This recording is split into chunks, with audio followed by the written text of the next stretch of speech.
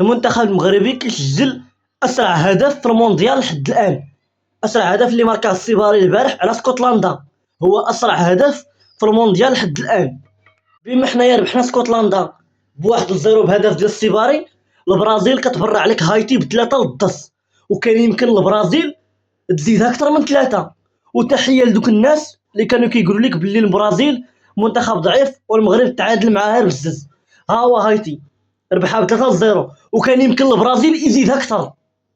مورا الماتش الترتيب ديال المجموعة: المغرب 4 ديال النقاط، البرازيل 4 ديال النقاط، اسكتلندا 3 وهايتي 0. الماتش الجاي ان شاء الله عندنا مع هايتي.